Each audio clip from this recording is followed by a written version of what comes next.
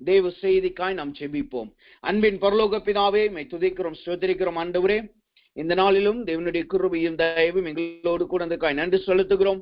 இப்பொழுதும் உடைய வார்த்தைக்காய் நாங்கள் ஜெபிக்கிறோம். தேவன் எங்களோடு நீர் இடைபெற்றுள்ளவராக உடைய வார்த்தைகள் எங்கள் இருதயத்திலே தங்கும்படியாய் எங்கள் யாவருடைய ஆவி, ஆத்மா, சரீரம், சிந்தனையுடைய கரத்தில் ஒப்படைக்கிறோம். தேவன் மாத்திரம் உங்களுடைய நாமம் மாத்திரம் பிரஸ்தாபப்படுவதாக. ஆண்டவரே, எல்லா துதி கன மகிமை நமக்கே செலுத்துகிறோம். இயேசுவின் நாமத்தில் ஜெபிக்கிறோம் நல்ல பிதாவே, ஆமென், ஆமென். கர்த்தர் நல்லவர். கர்த்தருடைய கிருபையும் தயவும் நாம் யாவரோடும் கூட வழி நடத்துவதாக. இப்பொழுது தேவ செய்திக்கு ஆதாரமாக ஒரு வசனத்தை நாம் வாசிப்போம். இந்த மாதத்திற்கென்று கர்த்தர் கொடுத்த அந்த வாக்குத்தத்த வசனத்தை நாம் வாசிப்போம். 1 நாளாகமத்தின் புஸ்தகம் 29வது அதிகாரம் 11வது வசனம். அந்த வார்த்தை இப்படியாக சொல்லுகிறது: கர்த்தாவே, மாட்சிமையும் வல்லமையும் மகிமையும் ஜெயமும் மகத்துவமும் உம்முடையவைகள். இந்த வசனத்தை கர்த்தர் இந்த மாதத்திலே நம்மளுக்கு வாக்குத்தத்தமாய் கொடுத்திருக்கிறார். இந்த வசனத்துல முதலாவது நாம் ஒரு காரியத்தை பார்க்கிறோம். கர்த்தரை குறித்து ஒரு காரியம் போடப்பட்டுள்ளது. அது என்ன வார்த்தை? அதுதான் சொல்லுகிறது, கர்த்தாவே மாட்சிமையும் என்று சொல்லி இருக்கிறதை நாம் பார்க்கிறோம். அப்ப தேவன் ஜெயம் கொடுக்கிற தேவனாய் காணப்படுகிறவர். அவர் இப்படி காணப்படுகிறாராம். அவர் ஜெயத்தை மாத்திரம் கொடுக்கிறவராய் அல்ல, அவர் ஜெயம் கொண்டவராய் இருக்கிறவர் மாத்திரமல்ல, அவர் மாட்சிமையுள்ள தேவனாய் காணப்படுகிறார். இந்த மாதத்திலே கர்த்தர் நமக்கு ஒரு மாட்சிமையுள்ள தேவனாய் கர்த்தர் வெளிப்பட போகிறார். அவர் நம்முடைய காரியங்களை மாட்சிமையுள்ளவைகளாய் மாற்றத்தக்கதாய் அவர் நம்முடைய இந்த மாதத்திலே கர்த்தர் வெளிப்படுகிறவராய் இருக்கிறார் என்று நம்மளுக்கு அந்த வசனம் நம்மளுக்கு சுட்டி காட்டுகிறது. அப்ப தேவன் நம்மளுக்கு மாட்சிமையா இருக்கிறார் என்றால் அங்க என்ன நடக்கிறதாம்? வசனம் சொல்லுகிறது, ஏசாயாவின் புஸ்தகம் 60வது அதிகாரம் 15வது வசனத்தை வாசிக்கும் போது அந்த வார்த்தை இப்படியா சொல்லுகிறது: நீ நெகிழப்பட்டதும் கைவிடப்பட்டதும் ஒருவரும் கடந்து நடவாததுமாயிருந்தாய், ஆனாலும் உன்னை நித்திய மாட்சிமையாகவும் தலைமுறை தலைமுறையாய் இருக்கும் மகிழ்ச்சியாகவும் வைப்பேன். கர்த்தர் இந்த மாதத்திலே நமக்கு இந்த மாட்சிமையின் தேவனாய் வெளிப்படுகிறார் என்றால் அவர் என்ன செய்கிறார்? 2 காரியத்தை செய்கிறார். ஒண்ணு, நாம் நெகிழப்பட்ட சூழ்நிலையிலிருந்து கைவிடப்பட்டவர்களாய் இருந்த நம்மளை ஒருவரும் கடந்து போகாது, அதாவது எல்லாரினாலும் புறக்கணிக்கப்பட்ட கூட்டமாய் இருந்த நம்மளை தேவன் என்ன செய்கிறாராம்? அவர் மாட்சிமை உள்ளவர்களாய் மாற்றி நம்மளை மகிழ பண்ணுகிறவராய் காணப்படுகிறார். முதலாவது, ஒண்ணுமில்லாமல் இருக்கிற நம்மளை மாட்சிமல்லவர்களாய் தேவன் மாற்றுகிறார். 2வது, அந்த மாட்சிமை வந்தபடியினால் நம்முடைய நாமும் நம்முடைய தலைமுறையும் தலைமுறைக்கு தலைமுறையும் அது மகிழ்ச்சி நிறைந்ததாய் காணப்படுகிறது. அப்ப இந்த மாதத்திலே கர்த்தர் நம்மளை ஆசீர்வதிக்கிறார். எப்படி ஆசீர்வதிக்கிறார்? முதலாவது, நாம் நெகிழப்பட்ட சூழ்நிலையிலும் கைவிடப்பட்ட சூழ்நிலையிலும் எல்லாராலும் புறக்கணிக்கப்பட்ட சூழ்நிலையிலிருந்து நம்மளை தூக்கி எடுக்கிறவராய் காணப்படுகிறார். இந்த மாதத்திலே நம்மளை அல்லது இந்த ஆண்டு தொடங்கின முதற்கொண்டு அநேகர் நம்மளை புறக்கணித்திருந்திருக்கலாம், அல்லது அநேக சூழ்நிலைகளிலே நாம் கைவிடப்பட்டவர்களாய் நாம் காணப்பட்டு இருக்கலாம், அல்லது அநேக சூழ்நிலையிலே இவனிடத்திலே அல்லது இவர்களிடத்திலே நாம் போய் என்ன செய்ய போகிறேன் என்று சொல்லி நாம் ஒன்றுக்கும் உதவாதவர்கள், ஒரு யூஸ்லெஸ் வெசல் என்று சொல்லி அநேகர் நம்மளை புறக்கணித்திருந்திருக்கலாம்.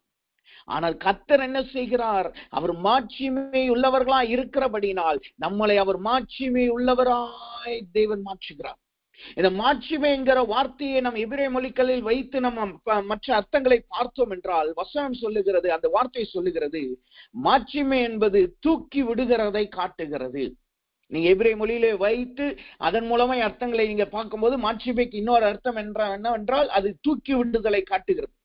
அப்ப நம்முடைய பள்ளத்திலே விழுந்த நம்மளை மீட்டு கொண்டவராய் அவர் நம்மளை தூக்கி விடுகிறவராய் காணப்படுகிறார். நாம் இருக்கிற சூழ்நிலையிலிருந்து நம்மளை தூக்கி விடுகிறவராய் அவர் காணப்படுகிறார். அவர் நம்மளுடைய சூழ்நிலைகளை மாற்றி நம்மளை தூக்கி விடுகிறவராய் காணப்படுகிறார். அப்படி தூக்கி விட்டால் என்ன நடக்கும்? நம்மளை யாரெல்லாம் நெகிழ்ந்தார்களோ, யாரெல்லாம் நம்மளை கைவிட்டார்களோ, யாரெல்லாம் நம்மளை புறக்கணித்தார்களோ அவர்களுக்கு முன்பாக நம்மளை ஒரு சிறந்தவர்களாய் கர்த்தர் நிறுத்துகிறார். அதுதான் நம்மளை நித்திய மாட்சிமையாய் கர்த்தர் மாற்றுகிறதும் அதே நேரத்திலே நம்மளுடைய இருதயத்தை தேவன் மகிழச் செய்கிறார். அவர் தூக்கி விடுகிறது நம்மளை மாத்திரமல்ல, நம்மளை தூக்கி விட்டது நிமித்தமாய் நம்முடைய தலைமுறைகளும் அப்படியே மாட்சிமை நிறைந்த தலைமுறையாய் மாறுகிறது. இது ஒரு தலைமுறைக்குரிய வாக்குத்தத்தமாய், தலைமுறைக்குரிய விடுதலையாய், தலைமுறைக்குரிய ஆசீர்வாதமாய் காணப்படுகிறது. நம்முடைய தமிழ்நாட்டுல அநேக நேரம் சொல்லுவாங்க, ஒரு குடும்பத்துல ஒருத்தவங்க படிச்சவங்களா இருந்தா, குறிப்பாய் பெண்கள் படித்தவர்களா இருந்தா அந்த தலைமுறையே படித்த தலைமுறையாய் மாறும் சொல்லுவாங்க. அல்லது ஒரு குடும்பத்துல யாராவது படிச்சுட்டாங்க அப்படின்னா அந்த தலைமுறையே அப்படியே அவர்கள் வாழ்க்கை மாறும் அப்படின்னு சொல்லுவாங்க. அப்ப அது உலகத்தின் ஞானத்தை காட்டுது. ஒரு உலகத்தின் ஞானமே தலைமுறை தலைமுறை ஒரு மாற்றத்தை கொடுக்க முடியுமானால் கர்த்தர் எவ்வளவு பெரியவராய் இருக்கிறார். அவர்தான் இந்த உலகத்தை உண்டாக்கினார். அப்ப அவர் நம்மளை மாற்றியுள்ளவர்களாய் கர்த்தர் மாற்றுகிறார் என்றால் அது தலைமுறை தலைமுறை வருகிறதாய் காணப்படுகிறது. அது நம்முடைய எதிர்காலத்தையும் நம்முடைய பிள்ளைகளையும் பிள்ளைகளின் பிள்ளைகளை அது மாட்சிமையுள்ளவர்களாய் மாற்றுகிறதை காணப்படுகிறது. அப்ப தேவன் இந்த மாதத்துல நமக்கு மாட்சிமையுள்ள தேவனாய் வெளிப்பட்டு நம்முடைய கைவிடப்பட்ட சூழ்நிலையிலும் நம் புறக்கணிக்கப்பட்ட சூழ்நிலையிலும் நம் நிகழப்பட்ட சூழ்நிலையிலும் கர்த்தர் நம்மளை மாட்சிமையுள்ளவர்களாய் கர்த்தர் நம்மளை மாற்றுகிறார். அப்ப வசனம் சொல்லுகிறது அவர் மாட்சிமையின் தேவனாய் வெளிப்படுகிறார். அப்ப இப்படிப்பட்ட மாட்சிமையின் தேவன், அதுல இந்த மாட்சிமையிலே தேவன் அநேக காரியங்களை செய்கிறார் அல்லது வித்தியாசமான விதங்களிலே தேவன் வெளிப்படுகிறதை நம் வேதத்திலே பார்க்க முடியும். அப்ப இன்றைக்கு இந்த மாட்சிமையின் தேவன் நமக்கு எப்படி முதலாவது வெளிப்படுகிறார்? இந்த மாட்சிமையின் தேவன் நம்மளை மாட்சியுள்ளவர்களாய் மாற்றுகிறார், உண்மைதான். ஆனா அந்த நம்மளை மாட்சிமையுள்ளவர்களாய் மாற்றும் போது கர்த்தர் தம்மை வெளிப்படுத்துவார் அல்லவா? அவர் எப்படி வெளிப்படுகிறாராம்? வசனம் சொல்லுகிறது, உபாகமத்தின் புஸ்தகம் 33வது அதிகாரம் 26வது வசனத்தை வாசிக்கும் போது அந்த வார்த்தை சொல்லுகிறது, யெஷூரனுடைய தேவனை போல் ஒருவரும் இல்லை, அவர் உனக்கு சகாயமாய் வானங்களின் மேலும் தமது மாட்சிமையோடு ஆகாய மண்டலங்களின் மேலும் ஏறி வருகிறார். இங்கு தேவன் மாட்சிமையின் தேவன் இன்றைக்கு எப்படி வெளிப்பட போகிறார்? அவர் ஒரு யெஷூரனின் தேவனாய் வெளிப்பட போகிறார். இந்த யெஷூரனின் தேவனாய் வெளிப்படுகிறவர் அவர் வானங்களிலிருந்து நமக்காய் ஏறி வருகிறவராய் காணப்படுகிறார். அவர் சகாயம் பண்ணும்படியாய், நம்மளுடைய காரியத்திலிருந்து நம்மளை தூக்கி விடும்படியாய் அவர் யெஷூரனின் தேவனாய் வெளிப்பட்டு அவர் சகாயம் பண்ணும்படியாய் வானங்களின் மேல் தமது மாட்சிமையோடு ஆகாய மண்டலங்களின் மேல் ஏறி வருகிறார். அப்ப இன்றைக்கு இதை சுருக்கமா சொன்னா என்ன செய்ய, எப்படி சொல்லலாம் என்றால், கர்த்தர் தம்முடைய சிங்காசனத்தை விட்டு நமக்காய் எழுந்திருக்கிறவராய் காணப்படுகிறார். அவர் இந்த மாதத்திலே கர்த்தர் தம்முடைய சிங்காசனத்தை விட்டு நமக்காய் எழும்புகிறார். அவர் தம்முடைய ரதங்களிலே நமக்காய் ஏறி வருகிறார். அவர் நம்முடைய உபத்திரவங்களையும் நம்முடைய நிகழப்பட்ட சூழ்நிலையும் கைவிடப்பட்ட சூழ்நிலையில் இருக்கிற நம்மளை கர்த்தர் தூக்கி விடும்படியாய் ரதத்திலே ஏறி வருகிறவராய் காணப்படுகிறார். அவர் நமக்காய் ஏறி வருகிறவராய் இருக்கிறாராம். வேதத்திலே நமக்கு தெரிந்த ஒரு பகுதி, நன்றாய் தெரிந்த பகுதி இருக்கு.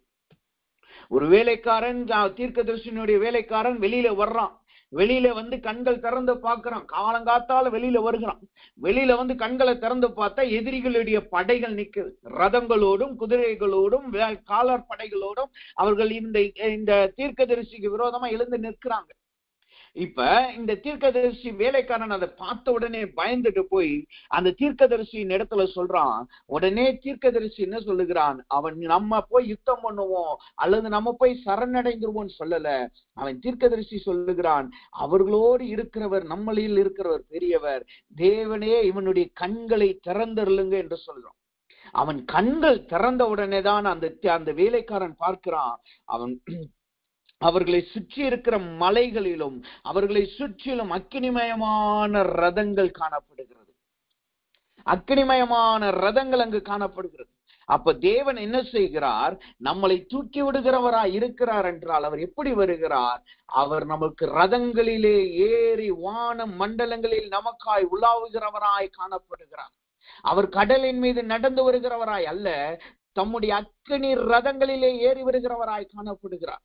அவர் தம்முடைய அக்கினி ரதங்களில் ஏறி வருகிறதுனாலே ஒருவரும் நமக்கு முன்பாய் எதிர்த்து நிற்கவும் முடியாது, ஒருவரும் நம்மளை மடங்கடிக்கவும் முடியாது. அப்ப இங்க வசனம் சொல்லுகிறது, இப்படி ஏறி வருகிற கர்த்தர் எப்படிப்பட்ட கர்த்தராம்? அவருடைய பெயர் தான் யெஷூரனின் தேவன்.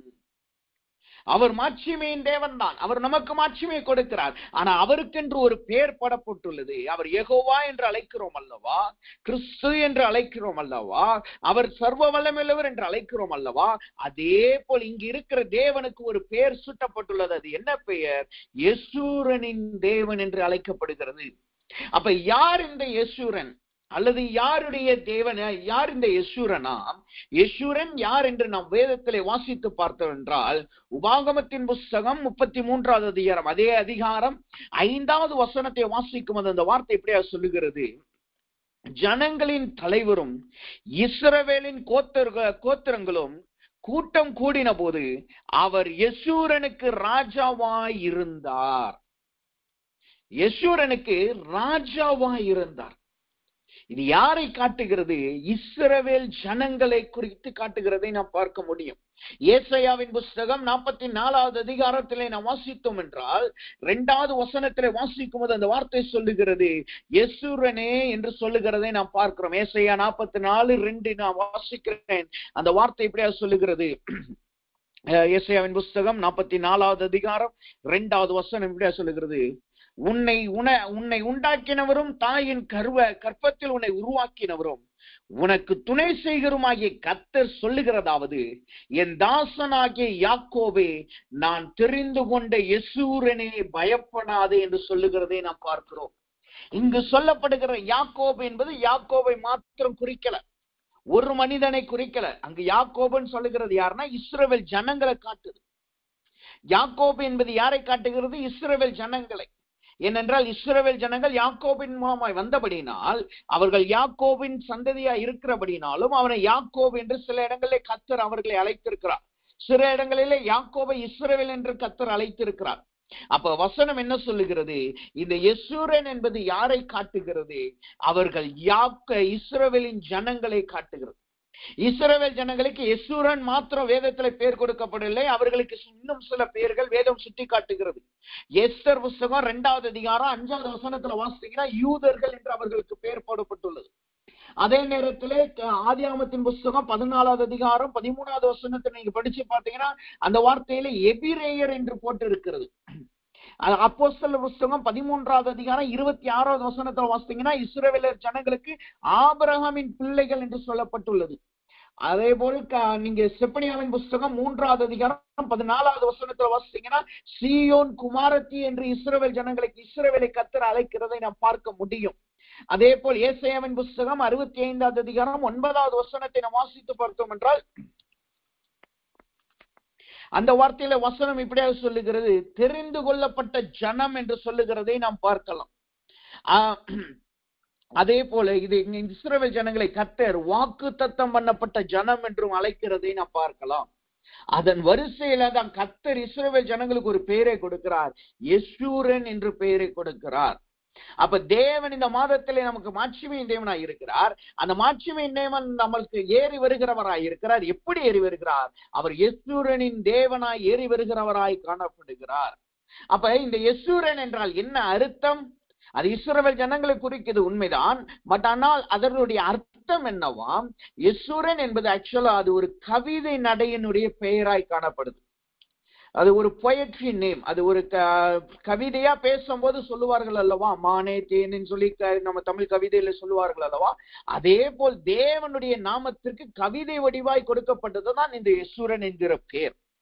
அதே நேரத்தில் இந்த யெசூரனுக்குரிய அர்த்தம் என்னவாம்? யெசூரன் என்றால் உத்தமன் அல்லது நேர்மையானவன்.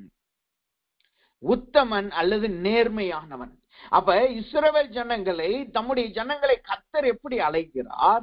அவர் உத்தமன் என்றும் அவர்களை நேர்மையானவர்கள் என்றும் அழைக்கிறதை நாம் பார்க்க முடிகிறது. அப்ப இந்த மாதத்திலே கர்த்தர் யெசூரனின் தேவனாய் நம்மளுக்கு வெளிப்படுகிறார் என்றால் அவர் எப்படி சகல ஜனங்களை உத்தமம் உள்ளவர்களாய் நேர்வழியிலே நடத்தினார் அல்லவா, அதே தேவன் நம்மளுக்கு உத்தமத்தின் தேவனாய் அவர் வெளிப்படுகிறார். அவர் நம்முடைய ஜீவியத்திலே நேர்மையின் தேவனாய் வெளிப்படுகிறார். அவர் நீதியுள்ளவராய் நம்மளுக்கு வெளிப்படுகிறார். அவர் யெசூரனாய் இந்த மாதத்திலே கர்த்தர் நம்மளுக்கு வெளிப்படுகிறவராய் இருக்கிறார். அப்ப வேத வசனம் சொல்லுகிறது யெசூரனின் தேவனாய் கர்த்தர் நம்மளுக்கு வெளிப்படுகிறார். அவர் நமக்கு வானங்களிலும் ஆகாய மண்டலங்களிலே ஏறி வருகிறவராய் காணப்படுகிறார். யோசித்து பாருங்க, எப்படி இஸ்ரவேல் ஜனங்களை தேவன் ஆகாய மண்டலத்திலிருந்து ஏறி வந்தவராய் மேக சம்பத்தினாலும் அக்னி சம்பத்தினால் நடத்தினார் அல்லவா? அதே தேவன் இன்றைக்கு உங்களையும் மேக ஸ்தம்பத்தினாலும் அக்னி ஸ்தம்பத்தினாலும் நடத்த போகிறார். உங்கள் வனாந்தரத்தின் பாதையிலே அவரே உங்களுக்கு மேக ஸ்தம்பமாய் காணப்பட போகிறார். பகலின் சூட்டின் வேளையிலே, உஷ்ணத்தின் வேளையிலே கர்த்தர் உங்களுக்கு மேக ஸ்தம்பமாய் காணப்பட போகிறார். அதே நேரத்தில் கர்த்தர் உங்களுக்கு இரவு நேரத்திலே, குளிரின் நேரத்திலே அவர் உங்களுக்கு அக்கினி ஸ்தம்பமாய் காணப்படுகிறார். இருட்டிலே அவர் உங்களுக்கு வெளிச்சமாய் காணப்பட போகிறார். அவர் உங்களை நடத்துகிறவராய், தம்முடைய மகிமையோடு நடத்துகிறவராய் காணப்படுகிறார். அப்படிப்பட்ட தேவன் தான் யெஷூரனின் தேவனாய் காணப்படுகிறார். இஸ்ரவேல் ஜனங்களுக்கு எப்படி காணப்பட்டாரோ அதே போல இந்த மாதத்திலே கர்த்தர் நமக்கு யெஷூரனாய் காணப்பட்டு தம்முடைய வழிகளிலே நம்மளை நடத்தி, மேக ஸ்தம்பத்தினாலும் அக்கினி ஸ்தம்பத்தினால் நம்மளை வழி நடத்தி தம்முடைய பாதையிலே நிலைநிறுத்துகிறவர்களாய் தேவன் நம்மளை மாற்றப் போகிறார். சரி, இந்த யெஷூரனின் தேவன் நம்மளுக்கு இந்த மாதத்தில் வெளிப்படுகிறார் என்றால் அவர் எப்படி வெளிப்படுகிறாராம்? அந்த யெஷூரனின் தேவனாய் வெளிப்படுகிறார். அவர் யெஷூரனாய் தேவனாய் வெளிப்பட்டார் என்றால் அவர் என்ன செய்கிறார், அல்லது அவர் நம்முடைய வாழ்க்கையில யெஷூரனாய் வெளிப்படும் பொழுது அங்கு என்னெல்லாம் நடக்கிறது, அதை நாம் 4 காரியங்கள் நம்மளுக்கு வேதம் சுட்டி காட்டுகிறது.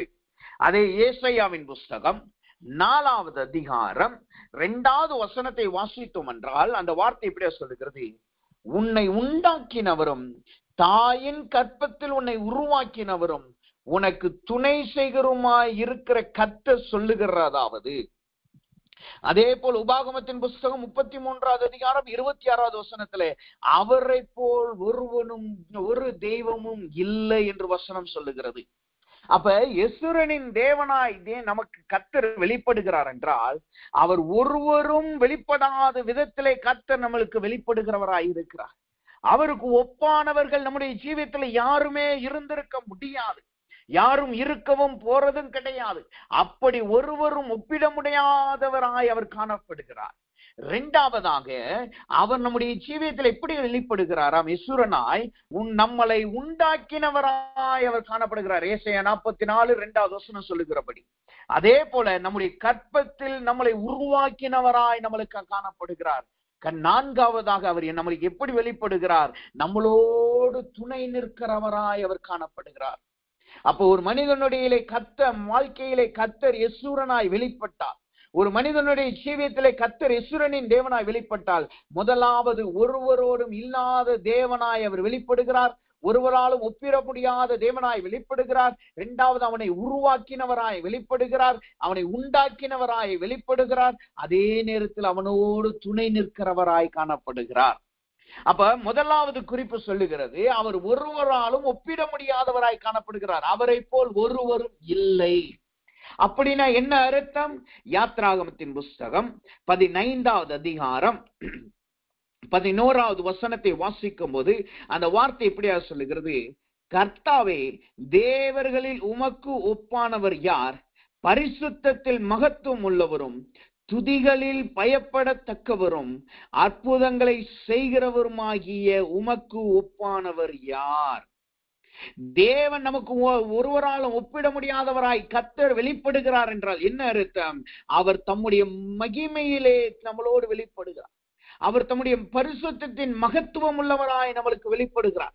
துதிகளுக்கு பயப்படத்தக்கவராய் அவர் வெளிப்படுகிறார். குறிப்பாய் அற்புதம் செய்கிறவராய் அவர் நமக்கு வெளிப்படுகிறவராய் காணப்படுகிறார். இந்த 3 காரியமும் யாருடைய வாழ்க்கையில நடந்துச்சு? யாரினிடத்துல கர்த்தர் இப்படி வெளிப்பட்டு இருக்கிறார்? வேதத்துல நீங்க வாசித்தீங்கன்னா யாத்ராகமத்தின் புஸ்தகம் 8வது அதிகாரம் 10வது வசனத்தை நீங்க வாசித்து பார்த்தீங்கன்னா அந்த வசனம் இப்படியா சொல்லுகிறது. யாத்ராகமம் 8:10 சொல்லுகிறது: அதற்கு அவன் நாளைக்கு என்றான். அப்பொழுது இவன், எங்கள் தேவனாகிய கர்த்தருக்கு ஒப்பானவர் இல்லை என்பதை நீர் அறியும்படி உம்முடைய வார்த்தைகளின்படியே ஆக கடவது. யாரினுடைய கர்த்தர் இப்ப ஒப்பானவராய் வெளிப்பட்டாராம்? இஸ்ரவேலரின் இஸ்ரவேலரின் எதிரிகள் ஆகிய இஸ்ரவேலரை அடிமைப்படுத்தின எகிப்தியனுக்கு கர்த்தர் யெஷூரனாய் இங்கு வெளிப்பட்டு இருக்கிறார். அப்ப முதலாவது கர்த்தர் நமக்கு எசுரனாய் ஒருவரால் ஒப்பிட முடியாதவராய் வெளிப்படுகிறார் என்றால், உங்கள் சத்துருக்களுக்கு அவர் ஒப்பிட முடியாதவராய் அவர் வெளிப்பட போகிறார். அவருடைய சத்துருக்களுக்கு அவர் நிர்மூலமாக்குகிறவராய், எப்படி இஸ்ரவேல் ஜனங்களுக்காய் எகிப்தியரை நிர்மூலமாக்கினாரோ, எப்படி இஸ்ரவேல் ஜனங்களுக்காய் எகிப்தியர்களை சத்துருக்களை நிர்மூலமாக்கினாரோ, அதே போல் உங்க வாழ்க்கையில் காணப்படுகிற எல்லா எகிப்தியனுக்கும் அவர் எசுரனாய் வெளிப்படுகிறார். எகிப்தின் என்பது பாவத்தின் வீடாகவும் அடிமைத்தனத்தின் வீடாகவும் அது காணப்படுகிறது. அப்ப நம்முடைய ஜீவியத்திலே காணப்படுகிற அடிமைத்தனத்தின் அனுபவத்தை கர்த்தர் மாற்றி போடுகிறார். நம்முடைய ஜீவியத்திலே யாரெல்லாம் எகிப்தியரை போல் நம்முடைய ஜீவியத்துல காணப்படுகிறார்கள், எந்த காரியம் நம்முடைய வாழ்க்கையில எகிப்தியரை போல் காணப்படுகிறது, எந்த காரியத்தை நாம் விட முடியாதவர்களாய் காணப்படுகிறோம், ஜெப நேரத்துல ஜெபிக்க முடியாமல் காணப்படுகிறோமா, வேத நேரத்துல வேதத்தை வாசிக்க முடியாதவர்களாய் காணப்படுகிறோமா, ஆவிக்குரிய ஜீவியத்துல எப்பொழுதும் சோர்ந்து போனவர்களையாய் நாம் காணப்படுகிறோமா? கர்த்தர் இன்றைக்கு அவர் நமக்கு ஒரு எகிப்தியனுக்கு எசுரனாய் வெளிப்பட்டது போல, இன்றைக்கு நம்முடைய ஜீவியத்தில் இருக்கிற எல்லா அடிமைத்தனத்துக்கும் அவர் எசுரனாய் வெளிப்படுகிறார். அவர் நம்முடைய ஜீவியத்தில் எசுரனாய் காணப்படுகிறபடினால் நம் சத்துருக்களில் இருந்து நாம் விடுதலை ஆக்கப்படுகிறோம். நம்முடைய எகிப்தின் அடிமைத்தனத்திலிருந்து நாம் விடுதலை ஆக்கப்படுகிறோம். நம்முடைய போராட்டத்திலிருந்து நாம் விடுதலை ஆக்கப்படுகிறோம். நாங்க இங்க நம்ம ஊழியம் செய்கிற இடத்துல ஈக்குவடா தேசத்துல ரீசெண்டா நம்ம ஒரு மலைப்பகுதிக்கு ஊழியத்துக்கு சென்றிருந்தோம். அங்க ஒரு ட்ரைபல் ஏரியா, அந்த ட்ரைபல் ஏரியால போய் ஊழியத்திற்காய் நாங்க ஊழியத்துக்கு கடந்து போயிருந்தோம். அது ஒரு புது இடம் எங்களுக்கு. அந்த இடத்துல ஒரு எரிமலைகள்லாம் ஆக்டிவ்ல ஸ்லீப்பிங் எலிமலை அங்கு காணப்படுகிறது. அந்த இடத்துலதான் கர்த்தர் எங்களுக்கு ஒரு ஊழியத்தை கொடுத்தார். அந்த இடத்துல ஒரு 3 நாள் தங்கியிருந்து ஊழியத்துக்காய் நாங்கள் சென்றிருந்தோம். அந்த இடத்துல நாங்கள் ஊழியத்திற்கு சென்றிருந்த பொழுது ஹவுஸ் விசிட்டிங்காக அந்த லோக்கல் பாஸ்டர் எங்களை ஒரு வீட்டிற்கு அழைத்து சென்றார். அந்த வீட்டுக்கு போய் நாங்கள் ஜெபிக்கிறதுக்கு முன்பாகவே அந்த வீட்டுல போய் உட்கார்ந்து நாங்க பேச ஆரம்பித்தோம். பேசும் பொழுது அந்த வீட்டுல அவங்களுடைய மகள் மாத்திரமே இருந்தாங்க. அந்த மகளுக்கு உடனே கால் செய்து அவனுடைய தாயையும் தகப்பனையும் வர வச்ச உடனே தகப்பன் வந்த உடனே அவர் முதலாவது செய்த காரியம் என்னவென்றால், அவர் முதலாவது அழுக ஆரம்பித்தார். அவர் சொன்னார், நான் என் பாவங்களை எல்லாம் நான் ஒப்பு கொடுக்கிறேன். குறிப்பா எனக்குள்ளாக இருக்கிற குடிவெறியின் அனுபவத்தை, அந்த அடிமைத்தனத்தை இன்னோடு நான் நிறுத்தி போடுகிறேன் என்று சொன்னார். அவருக்கு அன்னைக்கு அந்த வார்த்தையை சொன்ன உடனே எங்களுக்கு மகிழ்ச்சியா இருந்தது. அவரிடத்துல இன்னும் அதிகமாய் நாங்கள் பேசினோம், பாடல் பாடினோம், கர்த்தரை துதித்து ஒர்ஷிப் பண்ணி அந்த இடத்துல அவங்களுக்காகவும் அவர் குடும்பத்திற்காக குறைந்தது ஒரு அரை மணி நேரம் அவங்களை நிக்க வச்சு கொஞ்சம் அரை மணி நேரம் ஒப்பு கொடுத்து ஜெபித்தோம். அவரையும் அறிக்கையிட்டு ஒப்பு கொடுத்து ஜெபிக்க வைத்தோம். இது என்ன நடந்தது? அடுத்த நாள் காலை எங்களுக்கு ஞாயிற்றுக்கிழமை, சனிக்கிழமை நைட்டு பார்த்து நாங்க பேசிட்டு வந்திருக்கோம். ஞாயிற்றுக்கிழமை காலையில நாங்க எங்களுடைய பிரசங்கள் கிறிஸ்தவர்கள் யார் என்ற தலைப்பின் கீழாய் நாங்கள் பிரசங்கம் செய்தோம். தேவனுடைய வார்த்தையை பகிர்ந்துட்டு ஆல்டர் கால் கொடுத்த உடனே முதலாவது வந்தது அந்த மனிதனும் அதை யார் அறிக்கையிட்டாரோ, சனிக்கிழமை நைட்டு யார் சொன்னாரோ அவரும் அவருடைய மனைவிதான் வந்தாங்க. 1/4 மணி நேரம் அந்த ஆல்டருக்கு முன்னாடி நின்று நாங்க இறங்கி போய் எல்லாருக்கும் ஜெபிக்க ஆரம்பித்தோம். அவங்க 2 பேருமே கதறி ஒப்பு கொடுத்தாங்க. ஒப்பு கொடுத்து இந்நாள் முதற்கொண்டு நாங்கள் புது மனிதனாய் மாறும்படி எங்களை ஒப்பு கொடுக்கிறோம்னு சொன்னாங்க. அந்த நேரத்துல கர்த்தர் அந்த மனிதனோடு விடுபட்ட உடனே அவர் சாட்சியாய் சொன்னார், எனக்குள்ளாய் ஒரு புதிய ஜீவியத்தை நான் உணர்றேன், அந்த எண்ணங்களே எனக்கு இல்லை அப்படின்னு சொன்னார். நான் காலையில ஆலயத்துக்கு வர்ற வரைக்கும் அது என்னோட போராடிக்கிட்டு இருந்துச்சு. ஆனா அதுக்கு அந்த ஆலயத்துல நான் ஆல்டர்ல ஒப்பு கொடுத்து ஜெபிக்க ஆரம்பிச்ச உடனே அந்த எண்ணங்களே எனக்கு இல்லாமல் போயிருச்சுன்னு சொல்லி அழுது எல்லார்ட்டையும் மன்னிப்பு கேட்டு, சபையில மன்னிப்பு கேட்டு, தன்னுடைய பழைய ஜீவியத்திற்காக மன்னிப்பு கேட்டு ஒப்பு கொடுத்ததை நான் பார்க்கும்போது தேவனை துதிக்க ஆரம்பித்தோம். எதற்காக இதை நான் சொல்லுகிறேன்? தேவன் ஒரு மனிதனுக்கு எசுரனாய் வெளிப்படுகிறார் என்றால் அவர் நம்மளை ஆசீர்வதிக்கிறதுக்காக மாத்திரமல்ல, நம்முடைய சத்துருக்களின் அடிமைத்தனத்தை நிர்மூலமாக்குவதற்காக. சத்துருக்களினால் வந்த அடிமைத்தனத்தை, சத்துருக்களினால் வந்த போராட்டத்தை, சத்துருக்களினால் வந்த எல்லா உபத்திரவங்களை, சத்துருக்களினால் வந்த எல்லா ஒடுக்குதலையும் அவர் தேவன் இன்றைக்கு நிர்மூலமாக்கி போடுகிறார். அதனாலதான் வேதம் சொல்லுகிறது, மாட்சிமையின் தேவன் என்பது நம்மளுடைய நெகிழ்கிறதையும் நாம் கைவிடப்பட்ட சூழ்நிலையிலும் ஆகாதவன் என்று தள்ளப்பட்ட நம்மளை உயர்த்துகிறவராய் காணப்படுகிறார். இன்றைக்கு உங்க வாழ்க்கையில யார் உங்களோடு போராடிக்கிட்டு இருக்கிறாங்க? நீங்க எவ்வளவுதான் போராடினாலும் இதுல அந்த காரியத்துல இருந்து விடப்பட முடியலையா? ரகசிய பாவத்திலே மாட்டிக்கொண்டு காணப்படுகிறீர்களா? ரகசிய அடிமைத்தனத்திலே மாட்டிக்கொண்டு காணப்படுகிறீர்களா? மற்ற வெளியிலே பார்க்க நல்ல கிறிஸ்தவர்கள், வெளியிலே பார்க்க நல்ல வேதம் வாசிக்கிறோம், வெளியிலே பார்க்க நல்ல ஊழியம் செய்கிறோம், ஆனா ரகசியமாய் நம்மளுடைய வாழ்க்கையில ஏதோ ஒரு முள்ளு நம்மளை குத்தி கொண்டே இருக்கிறதா? பவுல் அவ்வளோ பெரிய ஊழியத்தை செய்தார், ஆனாலும் அவர் ஜீவியத்துல ஒரு முள்ளு குத்திக்கிட்டே இருந்துச்சு. நம்முடைய வாழ்க்கையிலே ஏதாவது தேவனுக்கு பிரியமில்லாத வாழ்க்கை நம்முடைய ஜீவியத்தில் இருந்து அதுல இருந்து எப்படியாவது நாம் விடுபடணும்னு நீங்க போராடி போராடி போராடி குந்தி குந்தி நடக்கிறவர்களை போல் காணப்படுகிறீர்களா? ஆவிக்குரிய ஜீவியத்துல ஒரு வளர்ச்சி வருது, இந்த போராட்டம் வந்து அப்படியே அதை இறக்கி போடுது. ஆவிக்குரிய ஜீவியத்துல ஒரு அற்புதம் நடக்குது, இந்த போராட்டம் வந்து அதை அப்படியே இறக்கி போடுது. இதனால் என்ன நடக்குது? முன்னாடியும் போக முடியல, பின்னாடியும் போக முடியல, ஒரே நிலைமையிலே மாட்டிக்கொண்டு தவித்துக் கொண்டு காணப்படுகிறீர்களா? கர்த்தர் சொல்லுகிறார், இன்றைக்கு அவர் உங்களுக்கு யெசுரனாய் வெளிப்படுகிறார். அவர் யெசுரனின் தேவனாய் வெளிப்படுகிறார். உங்கள் சத்துருக்களை நிர்மூலமாக்கும்படியாய், அது எகிப்தியனாய் இருக்கலாம், அடிமைத்தனத்தின் பாவங்களாய் இருக்கலாம், ஒடுக்கி உங்களை வேலை வாங்குகிற அனுபவமாய் இருக்கலாம், உங்களை சுயாதீனமாய் நடக்க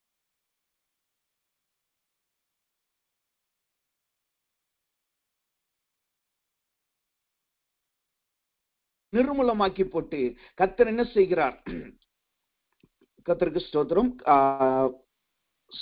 இது கேக்குதா? Praise the Lord. Praise the Lord மா, கேக்குதா நான் பேசுறது? வலமை சிஸ்டர், பிரைஸ் தி லார்ட். சரி, கேக்குதுங்க சிஸ்டர். ஓகேமா, தேங்க்யூ தேங்க்யூ. ஏன்னா இங்க வைஃபை கட் ஆயிருச்சு. அப்ப இந்த தேவன் எப்படி நம்மளுக்கு வெளிப்படுகிறார்? அவர் யெசுரனின் தேவனாய் வெளிப்பட்டு அவர் நம்மளுடைய சத்துருக்களை நிர்மூலமாக்கி நம்மளை விடுதலையாக்கி அந்த அடிமைத்தனத்திலிருந்து நம்மளை ஜெயிக்கிறவராய் அவர் காணப்படுகிறார். அப்ப முதலாவது அவர் யெசுரனாய் வெளிப்படுகிறார் என்றால் ஒருவராலும் ஒப்பிட முடியாத. ஏனென்றால் நீங்க வேதத்திலே படித்து பார்த்தாலும் விக்கிரகங்கள் அவர்களுக்கு காதுகள் உண்டு, அவைகளால் கேட்க முடியாது, வாய்கள் உண்டு, அவைகளால் பேச முடியாது, அவைகளை தாங்களே ரட்சித்துக் கொள்ள முடியாது. இதுதான் மற்ற தெய்வங்களின்குரிய கிரியைகள், இதுதான் மற்ற காரியங்களுடைய கிரியைகள். ஆனா நம்முடைய தேவன் யெசுரனாய் நம்மளுக்கு காணப்படுகிறபடியினால் அவர் நம்மளை அடிமைத்தனத்திலிருந்தும் சத்துருக்களின் பிடியிலிருந்தும் நம்மளை விடுதலையாக்குகிறவராய் காணப்படுகிறார்.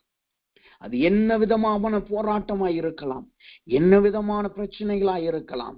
இன்றைக்கு இந்த வார்த்தையை சொல்லும் பொழுது கர்த்தர் சொல்லுகிறார், அநேக தேவ பிள்ளைகள் இன்றைக்கு ஜெபத்திற்கு வந்தவங்க, எனக்கு யாராவது மந்திரிகம் வைத்து விட்டார்களோ, யாரோ எனக்கு செய்வன வச்சுட்டாங்களோ, யாருடைய கண்ணோ என் வாழ்க்கையில பற்றுச்சு, அதனாலதான் நான் இந்த பாதையில போய்கொண்டிருக்கிறேன் என்று புலம்பிக் கொண்டிருக்கிறீர்கள். கர்த்தர் சொல்லுகிறார், அந்த பாதையிலே நீங்கள் புலம்பினாலும் போய்கொண்டிருந்தாலும் கர்த்தர் இன்றைக்கு உங்களுக்கு ஜெயத்தை கொடுக்கிறவராய் அவர் காணப்படுகிறார். அவர் ஜெயத்தை கொடுத்து உங்களை விடுதலையாக்குகிறவராய் காணப்படுகிறார். அப்ப முதலாவது அவர் யெசுரனின் தேவனாய் வெளிப்பட்டு நம்மளை அடிமைத்தனத்திலிருந்து நம்மளை ஜெயிக்கிறவராய் காணப்படுகிறார். இரண்டாவதாக நம்மளுக்கு கர்த்தர் யெசுரனின் தேவனாய் வெளிப்பட்டால் அங்கு என்ன நடக்கிறது? வசனம் சொல்லுகிறது, உன்னை உண்டாக்கினவரும் என்று அந்த வசனம் சொல்லுகிறது. உன்னை உண்டாக்கினவரும் என்று அந்த வார்த்தை சொல்லுகிறதை நாம் பார்க்க முடியும். அப்படி என்றால் என்ன அர்த்தம்? ஆதியாகமத்தின் புஸ்தகம் 1ஆம் அதிகாரம் 26வது வசனத்துல நாம் அநேக தரம் படிச்சிருக்கிறோம். தேவன் தம்முடைய சாயலிலாகும் தம்முடைய ரூபத்தின்படி நம்மளை உண்டாக்கினார். தம்முடைய சாயலின்படியும் தம்முடைய ரூபத்தின்படி அவர் கர்த்தர் நம்மளை உண்டாக்கினவராய் காணப்படுகிறார். அப்ப தேவன் தம்முடைய சாயல் தம்முடைய ரூபம், அதே நேரத்துல அந்த வசனத்துல ஒரு வார்த்தை போற்றப்பட்டுள்ளது, நம்மளை ஆண்டு கொள்ளுவதற்காக தேவன் உண்டாக்கினவராய் காணப்படுகிறார். ஆண்டு கொள்ளும்படியாய் கர்த்தர் நம்மளை உண்டாக்கினவராய் காணப்படுகிறார்.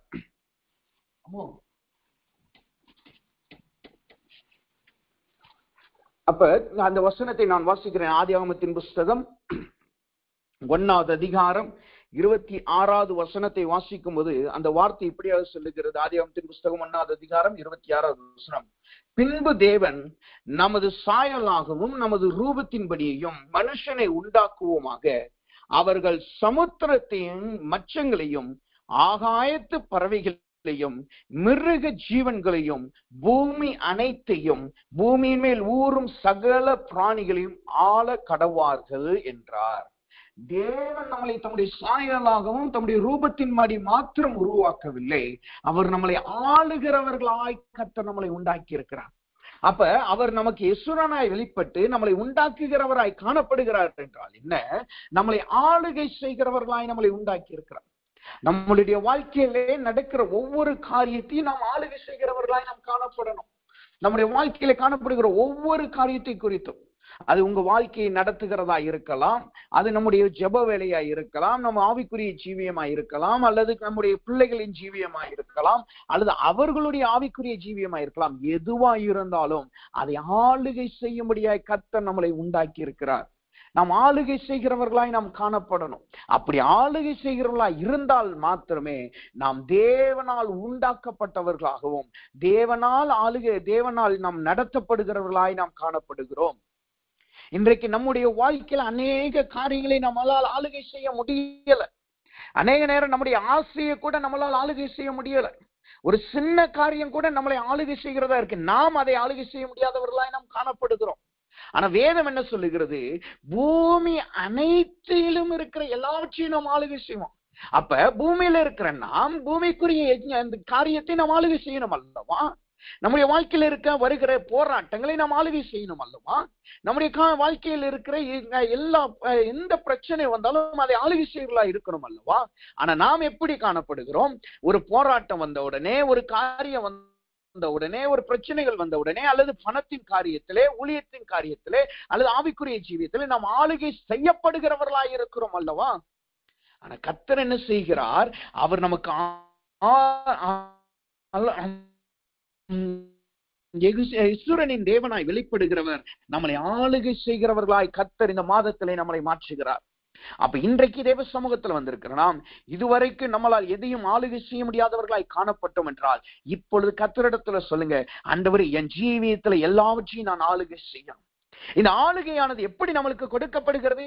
இது தேவனினால் கொடுக்கப்பட்டாலும் அவரே தேவனே நம்மளை ஆளுகை செய்கிறவராய் காணப்படுகிறார். இந்த ஆளுகை நம்மளுக்கு எப்படி கொடுக்கப்படுகிறதா?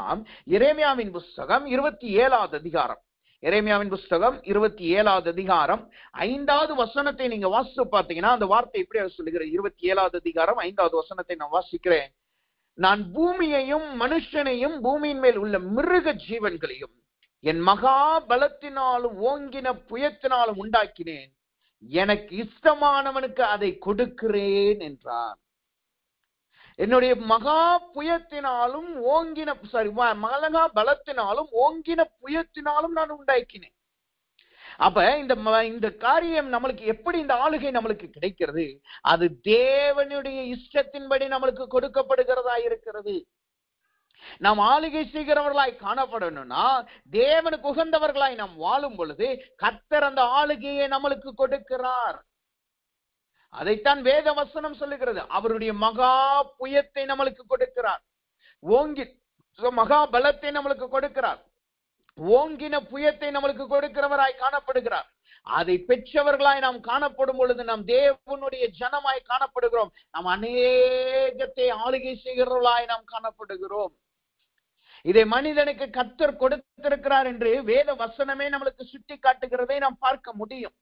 அவர் தம்முடைய மகா பலத்தினாலும் ஓங்கின புயத்தினாலும் மனிதனை தேவன் பலப்படுத்துகிறதை நமக்கு அது வசனம் சொல்லுகிறது. அது நமக்கென்று தேவன் ஏற்படுத்தியிருக்கிறபடினால் தேவன் நமக்கென்று கொடுக்கிறவராய் காணப்படுகிறார். யாருடைய வாழ்க்கையில இதை கர்த்தர் கொடுத்தார்? அதே எரேமியாவின் புஸ்தகம் 27வது அதிகாரம் 6வது வசனத்தை நீங்க வாசித்து பார்த்தீங்கன்னா அந்த வசனம் சொல்லுது, இப்பொழுதும் நான் இந்த தேசங்களை எல்லாம் என் ஊழியக்காரனாகிய நேபுகாத் நேச்சார் என்கிற பாபிலோன் ராஜாவின் கையிலே கொடுத்தேன். பாருங்க, யாருடைய கையில கர்த்தர் கொடுக்கிறார்? பாபிலோனுடைய ராஜாவாகிய நேபுகாத் நேச்சார் கையில கொடுத்திருக்கிறார். நாம் என்ன நினைக்கிறோம்? தேவன் தம்முடைய மகா பலத்தையும் தம்முடைய ஓங்கிய புயத்தையும் யார் இடத்துல கொடுக்கிறார்? தேவ பிள்ளைகள் இடத்துல மாத்திரம் கொடுக்கிறார் என்று நாம் நினைக்கிறோம். அப்படி அல்ல. தேவனுக்கு இஷ்டமானவர்களுக்கு தேவன் கொடுக்கிறவராய் காணப்படுகிறார். அது தேவனுடைய விருப்பத்தினால் கொடுக்கப்படுது. ஆனால் இது ஒரு காரியம் என்ன என்றால், அவர் மனிதனுக்கும் அந்த பலத்தை கொடுக்கிறவராய் இருக்கிறார். மனிதனுக்கும் தம்முடைய ஓங்கின புயத்தை கொடுக்கிறவராய் இருக்கிறார். அது இருந்தால் மாத்திரமே நாம் எல்லாவற்றையும் ஆளுகை செய்கிறவர்களாய் காணப்படுவோம். எப்படி நேபுகாத் நேச்சாருக்கு வந்த உடனே என்ன நடக்குது பாருங்க. 7வது வசனம் சொல்லுகிற 6வது வசனமே சொல்லுகிறது, அவன் கையிலே கொடுத்தேன், அவனுக்கு ஊழியம் செய்யும்படி வெளியின் மிருக ஜீவன்களை கொடுத்தேன். அவனுக்கு ஊழியம் செய்யும்படி வெளி ஜீவன்களின் மிருகங்களை கர்த்தர் கொடுக்கிறார். அப்ப தேவ சமூகத்துல வந்திருக்கிற நாம் ஆளுகை செய்கிறவர்களாய் காணப்படணும். அதற்கு தேவனிடத்திலிருந்து இந்த பலத்தை, மகா பலத்தை நாம் பெற்றுக்கொள்வர்களாய் இருக்கணும். நாம் தேவனிடத்துல ஓங்கின புயத்தை பெற்றவர்களாய் இருக்கணும். மகாபலம் என்பது எதனையும் நம்மளால் சாதிக்க முடியும். அதற்கு உதாரணம் சிம்சோனே அவன் மகாபலத்தினால் நிரப்பப்பட்டான். சகல பெலிஸ்தரும் சகல சத்துருக்களை நிர்மூலமாக்கணும்னா இருந்தான். அவனை அவர்கள் பலத்தினால மேற்கொள்ள முடியலை, தந்திரத்தினால்தான் அவனை மேற்கொண்டார்கள். ஓங்கின புயம் என்பது நம்முடைய கரங்கள் எல்லாவற்றிற்கும் மேலே ஓங்கினதாயிருக்கணும். ஒரு தேவ பிள்ளையுடைய கரம் எல்லாவற்றிற்கும் மேல இருக்கணும். அவங்க தன்னுடைய கரங்களை தூக்கி ஜெபிச்சாங்கன்னா பிசாசுகள் ஓடணும். தம்முடைய கரங்களை நீட்டி ஜெபித்தார்கள் என்றால் வியாதிகள் சுகமாகணும். தங்களுடைய கரங்களை தூக்கி ஜெபித்தார்கள் என்றால் கடன் பிரச்சனை மாறணும். தங்களுடைய கரங்களை தூக்கி ஜெபித்தார்கள் என்றால் அநேக ஆத்துமக்கள் ரட்சிக்கப்படணும். தங்களுடைய கரங்களை தூக்கி ஜெபித்தார்கள் என்றால் அங்கு தேவனுடைய வரங்கள், கிருபைகள், தாளந்துகள் செயல்படணும். இதுதான் ஓங்கின புயத்தை காட்டுகிறது. இன்றைக்கு யோசித்து பாருங்க, நம்மளிடத்துல இப்படிப்பட்ட ஆளுகை இருக்கா? நாம தேவனுடைய சாயல், தேவனுடைய ரூபத்தை மாத்திரமே நாம் நோக்கி காணப்படுறோம். அது மாத்திரம் எனக்கு கிடைச்சா போதும் என்று நாம் நினைக்கிறோம். நான் தேவனுடைய சாயலுக்கு கிடைக்க வேண்டிய அந்த ரூபமாகிய எனக்கு ரட்சிப்பு கிடைச்சா போதும் என்று நாம் நினைக்கிறோம். அது மாத்திரம் கிடையாது. அந்த ரட்சிப்பை கர்த்தர் எதற்காக கொடுக்கிறார்? உங்களை ஆளுகை செய்கிறவர்களாய் மாற்றும்படியாக. அப்ப ரட்சிப்பின் அனுபவத்திலேயே நாம இருந்துட்டோம் என்றால் நம்மளால் ஒரு காலமும் ஆளுகை செய்ய முடியாது. ஒரு காலமும் நாம் ஆளுகை செய்ய முடியாது. இன்றைக்கு கர்த்தர் கேட்கிறார், நீங்க ரட்சிக்கப்பட்டு எத்தனை நாள் ஆயிருக்கு? நீங்க ரட்சிக்கப்பட்டு எத்தனை ஆண்டுகள் ஆயிருக்கு? இதுல எத்தனை முறை நீங்க எதை ஆளுகை செய்திருக்கிறீங்க? உங்க ஜீவியத்தை உங்களால் ஆளுகை செய்ய முடிஞ்சிருக்கா? உங்களுடைய வாழ்க்கையை உங்களால் ஆளுகை செய்ய முடிஞ்சிருக்கா? அல்லது உங்களுடைய பிள்ளைகளுடைய ஜீவியத்தை ஆளுகை செய்ய முடியுதா? ஏன் உங்க வாழ்க்கையில நடக்கிற போராட்டங்கள், பிரச்சனைகளை உங்களால் ஆளுகை செய்ய முடியுதா? தேவ சமூகத்துல இன்றைக்கு அந்த ஆளுகையை பெற்றுக் கொள்ளுங்க. இந்த ஆளுகை இருந்தால் மாத்திரமே நமக்கும் உலகத்திற்கும் வித்தியாசம் இருக்கும். உலகத்தானுக்கு என்ன செய்யப்படுகிறது? அவனுக்கு எல்லாம் கொடுக்கப்படுது உலகத்தின் அதிபதியினால. அதனால அவனால் ஆளுகை செய்ய முடியாது. கொஞ்ச கட்டத்துல அந்த உலகத்தின் அதிபதி தான் அவனை ஆளுகை செய்யறான், அவனை அடிமைத்தனத்துல வச்சிருக்கிறான். ஆனா நாமளோ தேவனிடத்துல இருந்து ஆளுகை பெறுகிறோம். நம்மளை ஆளுகை செய்கிறவர்களாய் கர்த்தர் நம்மளை நியமித்திருக்கிறார். அப்ப இதுதான் பிசாசின் பிள்ளைகளுக்கும் தேவனுடைய பிள்ளைகளுக்கும் இருக்கிற வித்தியாசம். இதுதான் உலகத்தினருக்கும் தேவனுடைய ஜனத்திற்கும் இருக்கிற வித்தியாசம். இந்த ஆளுகை நம்மளிடத்துல இல்லாமல் தேவ சாயல் மாத்திரமே இருக்கும் என்றால் நமக்கும் உலகத்துக்கும் எந்த வித்தியாசமும் இல்லை.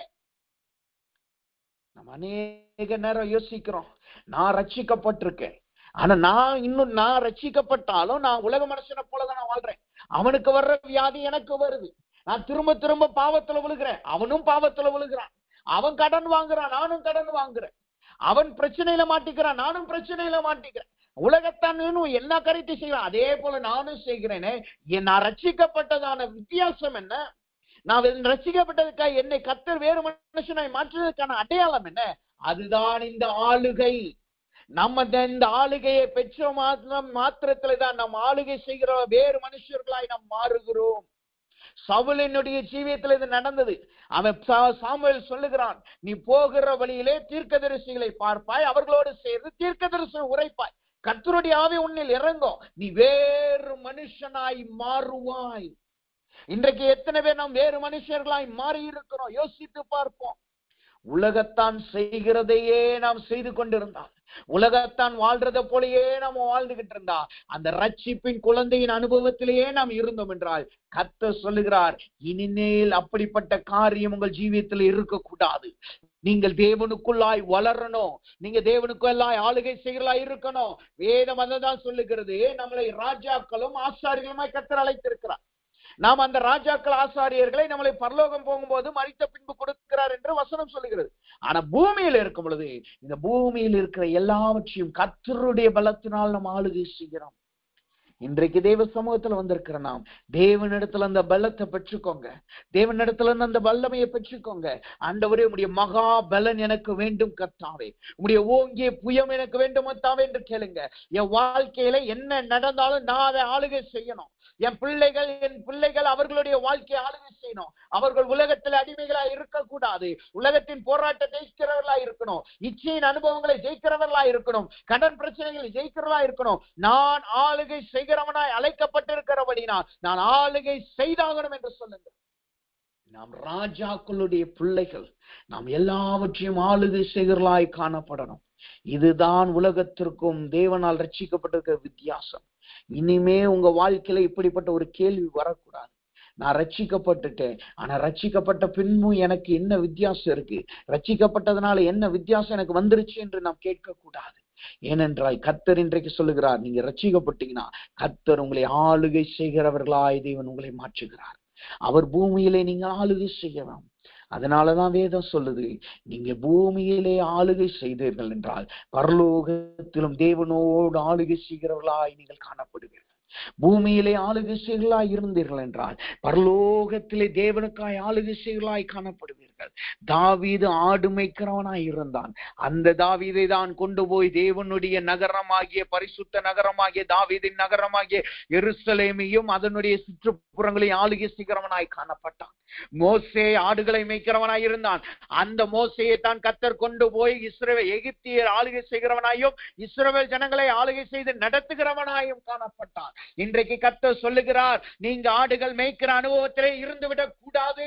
நீங்கள் ரட்சிக்கப்பட்ட அனுபவத்திலே இருந்து விடக் கூடாது. கர்த்தர் சொல்லுகிறார், நீங்கள் ஆளுகை செய்கிறவர்களாய் காணப்படணும். உங்களை கர்த்தர் அதிபதிகளாய் தேவன் மாற்றுகிறார். இந்த ஆளுகை கர்த்தரிடத்திலிருந்து நம்மளுக்கு கொடுக்கப்படுகிறது. நாம் சுயமாய் ஆளுகை செய்யக்கூடாது. நாம் சுயமாய் ஆளுகை செய்யக்கூடாது. இதுல இன்னொரு காரியம், ஒரு ஆபத்து இருக்கு. என்ன தெரியுமா? சில நேரங்கள்ல நாம் ஆளுகை செய்ய ஆரம்பிச்ச உடனே அந்த தேவனுடைய பலன் தேவனுடைய ஓங்கின புயம் நம்மளுக்கு வந்த உடனே நம்ம சில நேரங்கள்ல நம்ம சுயமாய் நடக்க ஆரம்பிச்சிடும். நம்முடைய சுய பலத்துல நாம் நடக்கிறவர்களாய் நாம் மாறிப்போம். சவுலினுடைய ஜீவி அப்படிதான் இருந்துச்சு. அவன் சாதாரண கழுத மேய்க்கிறவனாய் இருந்தான். அவன் வேலைக்காரன்ட்ட பணம் கேட்கிறவனாய் இருந்தான். தின்பண்டங்கள் திங்கிறவனாய் காணப்பட்டான். வழியிலே கழுதைகளை தேடி எந்த ஒரு பணமும் இல்லாத வெறும் கையோடு வேலைக்காரன் உதவியோடு போனவன் தான் சவுல். ஆனா அவனை கர்த்தர் என்ன செய்தார்? கழுதைகளை மேய்க்கிறவனாய் இருந்தவனை தேவன் ராஜாவாய் மாற்றினார். அவர் ராஜாவாய் மாற்றினார். அவர் தம்முடைய பலத்தை கொடுத்தார், தம்முடைய புயத்தை கொடுத்து வேறு மனிதனாய் மாற்றி அவனை ஆளுகை செய்ய வைத்தார். ஆனா என்ன நடந்தது? அவன் ஆளுகை செய்ய ஆரம்பிச்ச உடனே தன்னுடைய சுய பலத்துல சாய ஆரம்பிச்சிட்டான். தன்னுடைய சுய ஞானத்துல போக ஆரம்பித்து விட்டான். இன்றைக்கு கர்த்தர் இதனோடு கூட ஒரு எச்சரிப்பின் சத்தத்தை நம்மளுக்கு கொடுக்கிறார். கர்த்தர் தம்முடைய பலத்தை கொடுப்பார், தம்முடைய ஒயங்கிற புயத்தை கொடுப்பார். அது யாருக்கு இஷ்டமோ அவர்களுக்கு கொடுப்பார். நம்ம கேட்கும் போது அவருக்கு கொடுப்பார், ஏனென்றால் நம் பிரியமானவர்கள். ஆனா அதே நேரத்திலே கர்த்தர் ஒரு எச்சரிப்பின் சத்தத்தையும் கொடுக்கிறார்.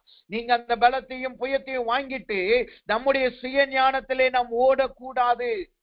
எனக்கு பலன் இருக்கே, எனக்கு ஓங்கின புயல் இருக்கே, நான் நினைச்ச எல்லாம் செய்ய முடியும் என்று நாம் சுய ஞானத்திலே ஓடக்கூடாது. இந்த கராத்தை கத்துக்கொள்ளுகிறவங்க, குங்ஃபு கத்துக்கொள்றவங்க, இந்த நீங்க பாத்தீங்கன்னா மார்ஷல் ஆர்ட்ஸ், குங்ஃபு இது மாதிரி இந்த அடியடியை கத்துக்கிறவங்க நீங்க பாத்தீங்கன்னா அவங்களுக்கு ஒரு காரியம் முதலாவது சொல்லி கொடுப்பாங்க. உனக்கு நான் இந்த காரியத்தை கத்து கொடுக்கிறேன், நீ நல்லா அடிக்க தெரியும், நல்ல பலமுள்ளவனா மாறுவோம், உன்னால் ஒத்த கையில கூட தண்டால் எடுக்க முடியும். ஆனாலும் நீ எங்கேயும் இந்த காரியத்தை தேவையில்லாம செய்யக்கூடாது. யாரையும் அடிச்சு பணம் பறிக்கிறதுக்கு பயன்படுத்தக்கூடாது. அநியாயம் செய்யறதுக்கு இதை பயன்படுத்தக்கூடாது.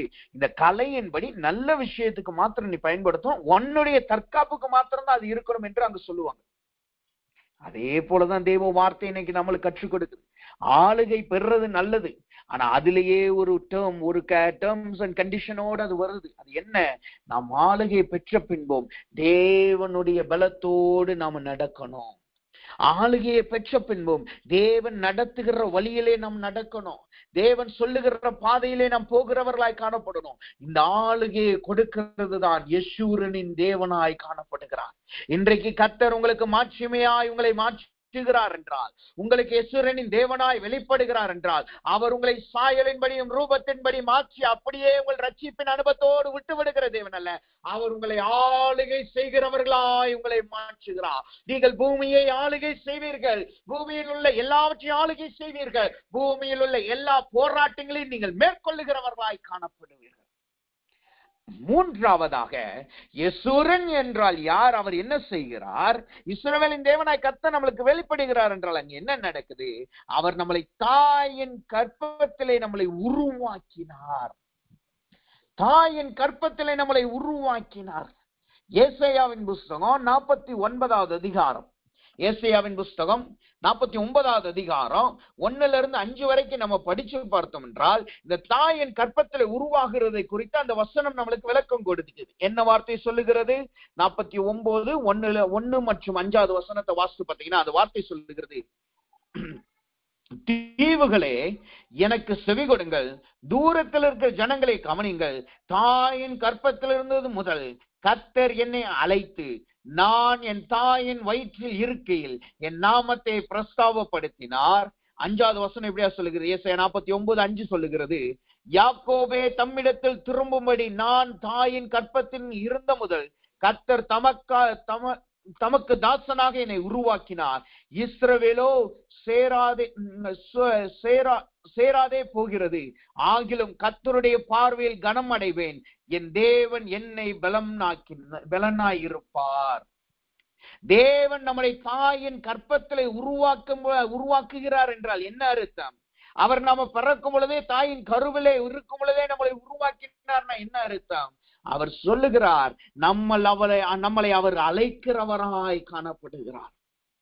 இரண்டாவது, அவருடைய நாமத்தின் அவர் மூலமா அவர் நம்முடைய நாமத்தை பிரஸ்தாபப்படுத்துகிறவராய் காணப்படுகிறார். மூன்றாவது, அவருடைய தாசனாய் நம்மளை உருவாக்குகிறார். நான்காவது, மூன்றாவது அவருடைய தாசனாய் நம்மளை உருவாக்கி அவருடைய காரியத்தை செய்யும்படி நான்காவது தம்முடைய பலத்தினால் நம்மளை நிரப்புகிறார். நேற்றைய தினத்திலே ஒரு ஷார்ட்ஸ் நான் பார்த்துக்கிட்டு இருந்தேன். நைட்டு நேரத்துல அந்த காரியத்தை நான் பார்த்துக்கிட்டு இருக்கும் போது அதுல திடீரென்று எனக்கு ஒரு ஷார்ட்ஸ் வந்தது, அந்த யூடியூப் ஷார்ட்ஸ் வந்தது. அதுல ஒரு காரியத்தை பார்த்தேன். அது என்னன்னா, ஃபர்ஸ்ட் டைம் என் வாழ்க்கையிலே முதல் தடவை நான் அதை பார்க்கிறேன். ஒரு பள்ளியானது எப்படி உருவாகுது என்று நான் பார்த்தேன். அதுல அவங்க போட்டிருக்காங்க, ஒரு பள்ளி அல்லது ஒரு செல்ல இருந்து எப்படி ஒரு கிரீச்சர் அல்லது ஒரு காரியம் உருவாகுகிறது என்று சொல்லி அந்த வீடியோ போட்டுருச்சு. ஒரு 60 செகண்ட் தான். அந்த வீடியோல பார்க்கும்போது ஒரே ஒரு செல் தான் இருக்கு, ஒரு பந்து மாதிரி இருக்கு. அந்த பந்து 2ஆ பிரியுது, அந்த 2 4ஆ பிரியுது. அப்படியே பந்து ஒண்ணுக்குள்ள ஒண்ணு போனா எப்படி இருக்குமோ அதே போல பிரிஞ்சுக்கிட்டே ஒண்ணுக்குள்ள ஒண்ணா போய்கிட்டு இருக்கு.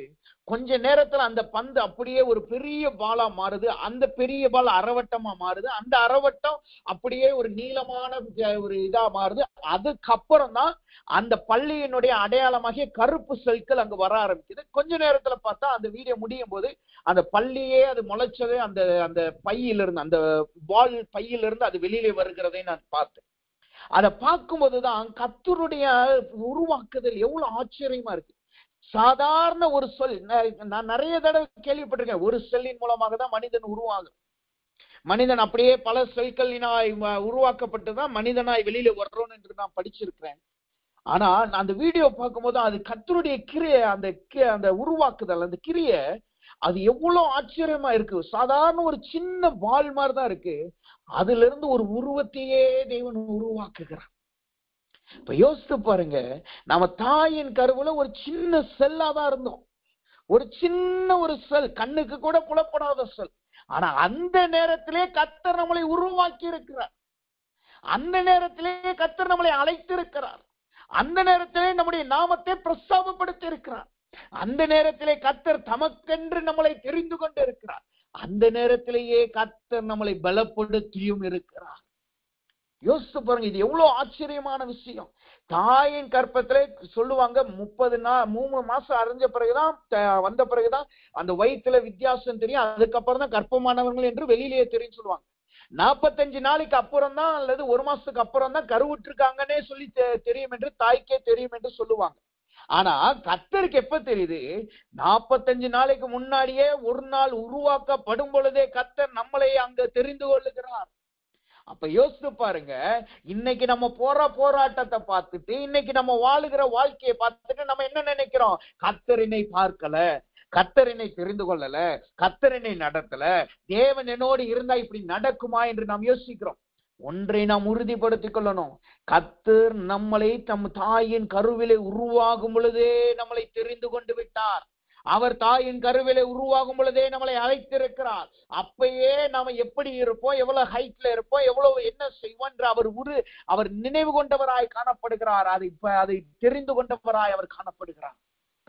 அப்ப தாயின் கருவிலே இருந்த நம்மளை உருவாக்கி இம்மட்டும் கர்த்தர் நடத்தி இருக்கிறார் என்றால் இனியும் அவர் நடத்த வல்லவராய் இருக்கிறார் அல்லவா? சிறு பிரயாயத்திலே இருக்கும் பொழுதே கர்த்தர் நம்மளை நடத்தினார் அல்லவா? இதுவரைக்கும் நம்மளை நடத்தினார் அல்லவா? இனியும் அவர் நடத்த வல்லவராய் இருக்கிறார் அல்லவா?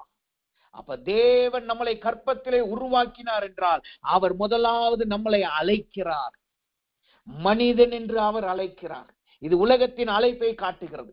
இரண்டாவது, அவர் நம்முடைய நாமத்தை அவர் பிரஸ்தாபப்படுத்துகிறார். எல்லாம் ஒரு குழந்தை வந்துருச்சு அப்படின்னு சொல்லி எல்லாருக்கும் நம்முடைய உருவாக்குதல் தெரிய ஆரம்பிக்குது. ஒரு குழந்தை பிறந்துருச்சுன்னு சொல்லி நம்முடைய கீர்த்தி எல்லாம் நம்முடைய உறவினர்கள், நம்மளுக்கு தெரிஞ்சவங்க எல்லாத்தையும் பரவ ஆரம்பிக்குது. மூணாவது தான் வருது. என்ன நடக்குது?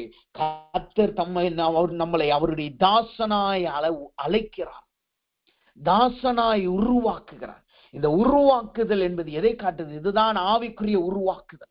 இதுதான் கர்த்தருடைய அழைப்பை காட்டுது. முதல்ல அழைப்புங்கிறது பூமியில மனுஷனாய் உருவாக்கப்படுகிற அழைப்பை காட்டுது. ஆனா மூணாவது இருக்கிற இந்த அழைப்புங்கிறது தேவனுடைய ஊழியத்தை செய்யும்படி, அவருடைய தாசனாய் இருக்கும்படி நம்மளை அழைக்கிறார். அதுதான் சொல்லுது எரேமியாவின் புஸ்தகம் 1வது அதிகாரம் 5வது வசனம் சொல்லுது. எரேமியாவின் புஸ்தகம் 1வது அதிகாரம், நம்ம எல்லாரும் தெரிஞ்ச வசனம் தான். எரேமியாவின் புஸ்தகம் 1வது அதிகாரம் 5வது வசனத்தை வாசிக்கும். அந்த வார்த்தை இப்படியா சொல்லுகிறது: நான் உன்னை தாயின் வயிற்றிலே உருவாக்கும் முன்னே உன்னை அறிந்தேன், நீ கற்பத்திலிருந்து வெளிப்படும் முன்னே நான் உன்னை பரிசுத்தம் பண்ணினேன், உன்னை ஜாதிகளுக்கு தீர்க்கதரிசியாக கட்டளையிடுவேன் என்று சொன்னார். என்ன நடக்குது?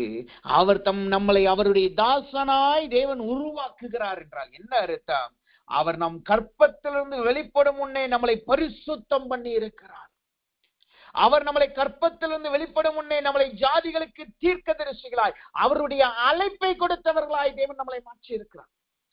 நம்ம என்ன ஆளு, எப்படி ஊழியம் செய்யணும், எப்படிப்பட்ட வாழ்க்கை வாழணும், எப்படிப்பட்ட ஜீவியை வாழணும்னு சொல்லி அவர் அந்த பரிசுத்தத்தையும் அழைப்பையும் நம்முடைய உருவாக்குதலிலே தேவன் வைத்திருக்கிறார். யோவான் ஸ்நானனை குறித்திருக்க, அவன் தாயின் வயிற்றில் இருக்கும் போது பரிசுத்தாவினால் நிரப்பப்பட்டான் என்று சொல்லி இருக்கு. அப்ப நம்மளையும் தேவன் அப்படித்தான் உருவாக்கி இருக்கிறார். இங்க ஒரு கேள்வி வரலாம், அப்ப தேவன் நாம் உருவாக்கப்படும் பொழுதே என்னை அழைச்சிருக்கிறார்னா, இப்ப என் வாழ்க்கையை குறித்து அவருக்கு நல்லா தெரியுமே, நாளைக்கு நான் என்ன செய்ய போறேன்னு நல்லா தெரியுமே, எதிர்காலம் நான் எப்படி இருப்பேன் என்று அவருக்கு நல்லா தெரியுமே, அதை எனக்கு வெளிப்படுத்தினால் என்ன, நான் நல்லா இப்படி இருப்பேன் என்று தேவனுக்கு தெரியுமே, நான் இந்த பாவங்கள்ல செய்வேன் தேவனுக்கு தெரியுமே என்று சொன்னால் அதை அவர் அறிந்திருக்கிறார். ஆனா அது எப்படி நடக்குது? ஒரு உதாரணத்தோட நான் சொல்லுகிறேன். ஒரு ரோட்ல நீங்க போகும்போது, நீங்க ரோட்ல அந்த டெஸ்டினேஷன் உங்களுக்கு தெரியும், கூகுள் மேப்ல போட்டுறீங்க. அந்த கூகுள் மேப்ல இன்னும் ஒரு 200 கிலோமீட்டர்ல இங்க போய் நீங்க சேர போறீங்க, இன்னும் ஒரு 3 மணி நேரம் உங்களுக்கு ஆக போகுது, 4 மணி நேரம் ஆக போகுதுன்னு எல்லாமே உங்களுக்கு வரைபடம் அங்க கொடுத்துருச்சு. ஆனா அந்த ரோட்ல போகும்போது நீங்க எடுக்கிற டெசிஷன் படி அந்த டைமிங் எல்லாம் மாறும். நீங்க அந்த ரோட்ல பிரயாணம் பண்ணும் பொழுது நீங்க தப்பான ஒரு வேகத்தடையில நீங்க ரொம்ப மெதுவா போனீங்கன்னா அந்த வேகத்தடையின்படி நேரம் மாறுகிறதா இருக்கும். 4 மணி நேரம் 4 மணி நேரம் 5 நிமிஷமா மாறும். அதே வேகத்தடையில 40 கிலோமீட்டர் போக வேண்டிய வேகத்தடையில 80 கிலோமீட்டர் போய் ஒரு ஆக்சிடென்ட் ஆயிடுச்சுன்னா ரொம்ப நாட்கள் ஆகும் அந்த இடத்துக்கு போகிறதுக்கு. சில நேரங்களுக்கு அந்த டெஸ்டினேஷனுக்கு நம்ம போக முடியாது, நம்முடைய டெஸ்டினேஷன் மாறி போகும். அதே போலதான் நம்முடைய வாழ்க்கையும். கர்த்தருக்கு தெரியும், அவர் நம்மளை அழைச்சிருக்கிறார், நம்முடைய டெஸ்டினேஷன் நம்ம எங்க போய் சேர போறோம்னு அவருக்கு நல்லா தெரியும். ஆனா நம்ம வழியிலே எடுக்கிற நம்மளுடைய முடிவுகள் தான் அந்த டெஸ்டினேஷன் நம்ம போய் சேர்றோமா இல்ல நம்மளுடைய பாதை மாறுகிறதா என்று தெரியும். ஆபேலையும் காயினையும் தேவன் அழைத்தார், அவங்க 2 பேரையுமே ஆசீர்வதித்தார். 2 பேருமே ஆதாமுடைய பிள்ளைகள் தான், ஆபேலும் காயினும். ஆனா காயின் எடுத்த முடிவினால் அவன் துரத்தப்பட்டவனாய் மாறினான். அதனாலதான் சேத்து உங்க உள்ள வர்றான். சேத்து ஆபிரகாமினுடைய ரூபத்தின்படி உருவாக்கப்படுகிறான். ஆனா கர்த்தர் காயினை குறித்து ஒரு நோக்கம் வச்சிருந்தாரு. ஆனா அவன் எடுத்த முடிவு, அநேக நேரம் கர்த்தர் நம்மளுக்கு தீர்க்கதரிசன வார்த்தையை கொடுக்கிறார். உன் வாழ்க்கை இப்படி இருக்க போகுது, நீ இப்படி இருப்ப என்று கர்த்தர் நம்மளுக்கு வெளிப்படுத்தி இருப்பார். ஆனா அது நிறைவேறாததுக்கும் அது மாறி போவதற்கான காரணம் என்ன? நாம் எடுக்கிற முடிவுகள், நாம் எடுக்கிற பாதை, நாம் தெரிந்து கொள்ளுகிற காரியம், இதை நாம் புரிந்து கொள்ளாமல் நாம் என்ன செய்யறோம்? கர்த்தர் சொன்ன வார்த்தையை நிறைவேற்றல, கர்த்தர் சொன்ன காரியத்தை நிறைவேற்றலன்னு சொல்லி தேவன் மீது பழி போடுகிறதா இருக்கிறோம். டெஸ்டினேஷன் வரைபடம் எல்லாமே நம்மளுக்கு கொடுக்கப்பட்டுச்சு, வேதத்தின் மூலமாய், தீர்க்க தரிசனத்தின் மூலமாய், கர்த்தருடைய வார்த்தையின் மூலமாய்.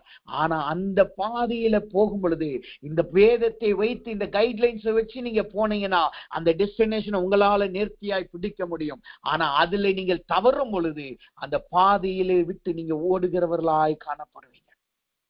அதனாலதான் வேதம் சொல்லுது, தாவீதுக்கு தேவன் நித்திய உடன்படிக்கை பண்ணி சிங்காசனம் எப்பொழுது நிலைத்திருக்கும் என்று சொன்னார்.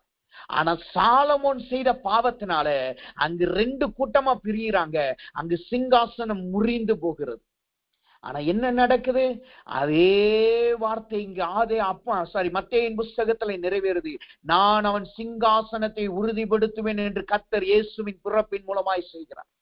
அந்த டெஸ்டினேஷனுக்கு அவர்கள் வந்துட்டாங்க. ஆனா அதனுடைய பாதை எப்படி போயிடுச்சு? மாறி அநேக இடங்களுக்கு விலகி போயிருச்சு. இன்னைக்கு நம்ம எடுக்கிற முடிவுகள் தான் தேவன் நமக்கு வைத்திருக்கிற நோக்கத்தை விட்டு நம்மளை வழிவிலக செய்கிறது.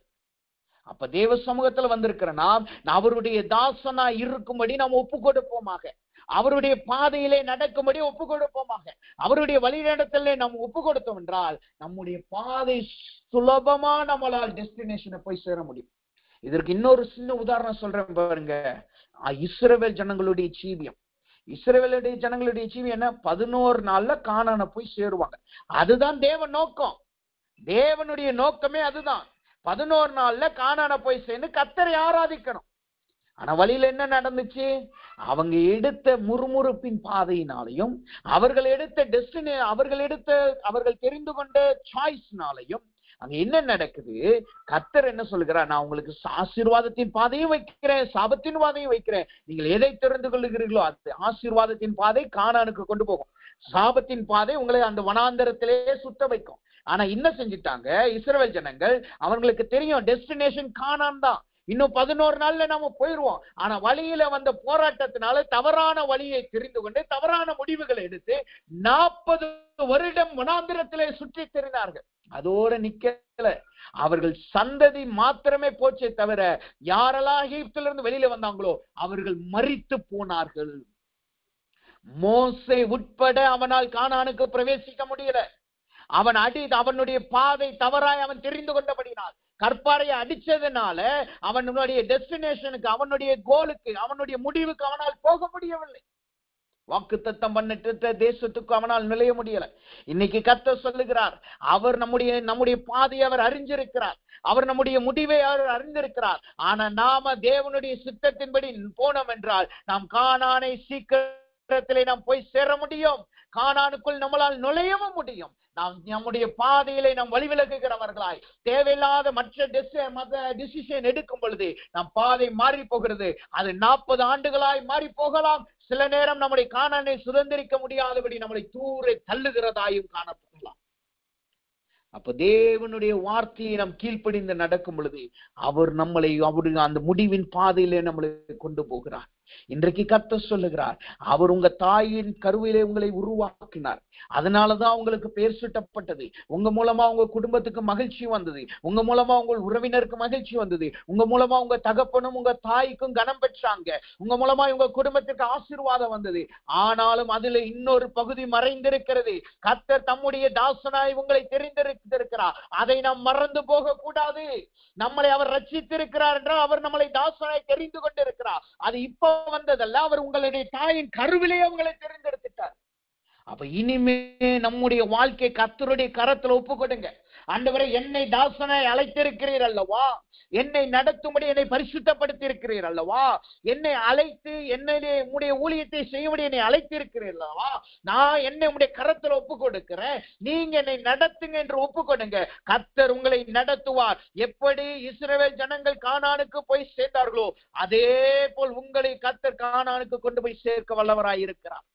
இதிலே நாம மாறி போகும் பொழுது காலங்களும் நேரங்களும் அதிகமாய் மாறிப்போம். தேவ சமூகத்தில் வந்திருக்கிற நாம் இன்றைக்கு கர்த்தர் சமூகத்தில் ஒப்பு கொடுங்க. ஆண்டவரே, என்னை நீங்க நடத்துங்க, என்னை உமக்கென்று நீங்க தெரிந்து கொள்ளுங்க, என்னை நீங்க தெரிந்து கொண்டிருக்க. இனிமே நான் என் ஜீவியத்தை ஒப்பு கொடுக்கிறேன். என் ஆவி, என் ஆத்துமா, என் சரீரம், என் சிந்தனை, என்ன நான் ஜெபிக்கும் போதெல்லாம் நான் சொல்லி ஜெபிக்கிறது என்ன வார்த்தை என்னன்னா, நீங்க கவனித்திருக்கலாம், என் ஆவி, ஆத்துமா, சரீரம், சிந்தனை என்று சொல்லுவேன். ஏன் சிந்தனை என்றால், ஆவி சில நேரங்களில் கர்த்தரிடத்துல ஒப்பு கொடுத்து நம்ம நடந்துடலாம், ஆத்மாவிலே சில நேரம் நம்ம நடந்துட முடியும், தேவனுக்கு உகந்ததா. சரீரத்திலேயே சில நேரம் உபவாசம் போட்டனாலும் நம்ம நடந்துடலாம். ஆனா இந்த சிந்தனை பாருங்க, ஒவ்வொரு நொடி பொழுதும் அது தாவிக்கிட்டே இருக்கும். ஒவ்வொரு நொடி பொழுது ஏதாவது ஒரு சிந்தனை வந்துகிட்டே இருக்கும். பிசாசானவன் சிந்தனையின் மூலமா தான் நம்முடைய ஜீவியத்துல கலையை விதைக்கிறான். அதனாலதான் நான் எப்பொழுதும் சிந்தனையை தேவ சமூகத்துல ஒப்பு கொடுப்பேன். இன்னைக்கு நம்ம ஜெபிக்கிறோம், நாம் தேவ சமூகத்துல சொல்லுங்க, என் நினைவுகள் உம்முடைய நினைவுகளா இருக்கட்டும், என் சிந்தனை உம்முடைய சிந்தனையா இருக்கட்டும். என் ஆவி மாத்திரம் இல்ல, என் சரீரம் மாத்திரம் இல்ல, என் ஆத்துமா மாத்திரம் இல்ல, நான் நினைக்கிறதே கர்த்தருடைய பாதையை நினைக்கிறதா இருக்கட்டும்.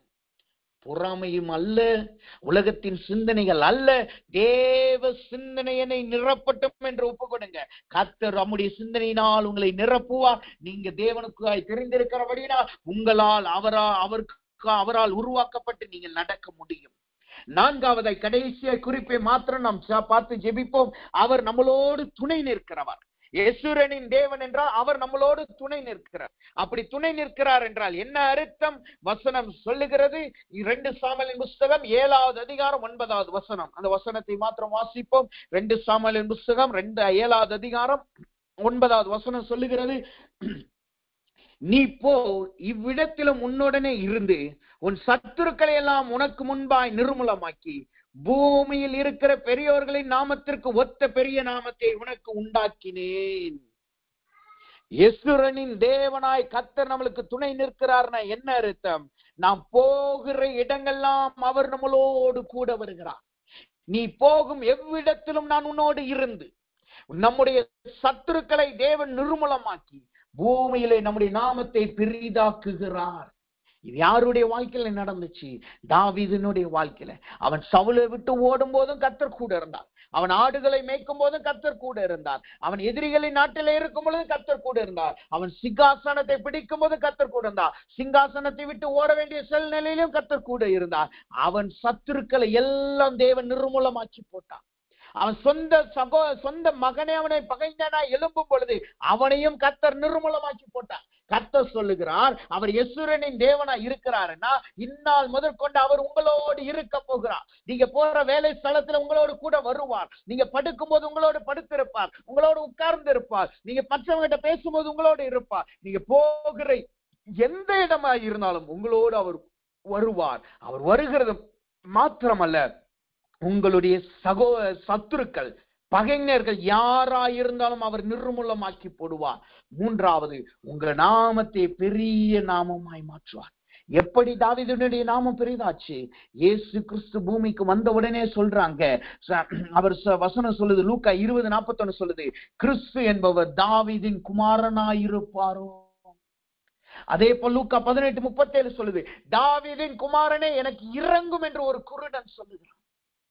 அப்ப தேவன் எப்படி தாவீதின் நாமத்தை பெரிதாக்கினாரோ அதே போல் உங்கள் நாமத்தை கர்த்தர் பெரிதாக்க போகிறார். உங்களை சாட்சியுள்ளவர்களாய் கர்த்தர் மாற்ற போகிறார். அதற்கு தேவன் உங்களோடு துணை நிற்க போகிறார். ஒரு வாக்குத்தத்த வசனத்தை வாசித்து நாம் ஜெபிப்போமாக. சங்கீதங்களின் புஸ்தகம் 89வது சங்கீதம் 24வது வசனம் எல்லாரும் எடுத்துக்கோங்க. சங்கீதம் 89:24 வசனம் இப்படியாக சொல்லுகிறது. சங்கீதம் 9:24 சொல்கிறது, என் உண்மையும் என் கிருபையும் அவனோடு இருக்கும், என் நாமத்தினால் அவன் கொம்பு உயரும். என் உண்மையும் என் கிருபையும் அவனோடு இருக்கும், என் நாமத்தினால் அவன் கொம்பு உயரும். கர்த்தர் சொல்லுகிறார், இன்றைக்கு அவர் யெசுரனின் தேவனாய் இருக்கிறபடினால் தம்முடைய கிருபையினால் உங்களை நிரப்ப போகிறார். தம்முடைய கிருபையோடு உங்களுக்கு அவர் வெளிப்பட போகிறார். அவர் உண்மையாய் உங்கள் வாழ்க்கையில காணப்பட போகிறார். அவர் சொன்ன வாக்குத்தத்தங்களை நிறைவேற்ற உண்மையுள்ளவராய் காணப்பட போகிறார். தீர்க்க தரிசனங்களை, வார்த்தைகளை தேவன் உங்க வாழ்க்கையில அப்படியே நிறைவேற்ற போகிறார். அதோடு மாத்திரமல்ல, தேவன் உங்கள் கொம்பை உயர செய்ய போகிறார். காண்டாமிருகத்திற்கு ஒத்த கொம்பின் பலத்திற்கு ஒத்த பலத்தினால் உங்களை நிரப்ப போகிறார். உங்கள் கொம்போ உங்கள் சத்துருக்களுக்கு மேலாய் உயர்ந்திருக்க போகிறது. நீங்கள் இதுவரைக்கும் புறக்கணிக்கப்பட்டீங்க, ஆகாதவர்கள் என்று தள்ளப்பட்டீங்க. கர்த்தர் இன்றைக்கு மாட்சிமை உள்ளவராய் உங்களுக்கு வெளிப்பட்டு யெசுரனின் தேவனாய் உங்களுக்கு வருகிறபடினா உங்கள் கொம்பை கர்த்தர் உயர்த்த போகிறார். இப்ப தேவ சமூகத்துல நாம் ஜெபிக்க போகிறோம். தேவனிடத்துல சொல்லுங்க, ஆண்டவரே, எனக்கு யெசுரனின் தேவனாய் வெளிப்படுங்க. என் வாழ்க்கையை நீங்க உண்டாக்குங்க. என்னுடைய வாழ்க்கையை நீங்க உருவாக்குங்க. என் தாயின் கருவத்திலிருந்து என்னை உருவாக்கினீர் அல்லவா? நான் இனிமே என் பாதையை நான் உங்க கரத்துல ஒப்படைக்கிறேன். உமக்கு டெஸ்டினேஷன் தெரியும். நான் எங்க போய் சேர போறேன்னு தெரியும். நான் வழியிலே தப்பாமலும் வழியிலே விழுந்து போகாமலும் என்னை தூதன் கரத்தை பிடித்து அழைத்து செல்வது போல என்னை நீங்க அழைத்து சொல்லுங்க என்று சொல்லுங்க. தேவன் இன்றைக்கு நம்மளை நடத்த போகிறார். இப்ப கரத்துல ஒப்பு கொடுப்போமா? எல்லாரும் ஜெபிக்க ஆரம்பிப்போமா? எல்லாரும் ஜெபிக்க ஆரம்பிங்க. தேவ சமூகத்தில் ஒப்பு கொடுங்க. நாம் ஜெபிப்போம். அன்பின் பரலோக பிதாவே, துதிக்கிறோம், ஸ்தோத்திரிக்கிறோம். இதனால் தேவனுடைய கிருபையின் தயவும் எங்களோடு கொண்டதுக்காய் நன்றி செலுத்துகிறோம்.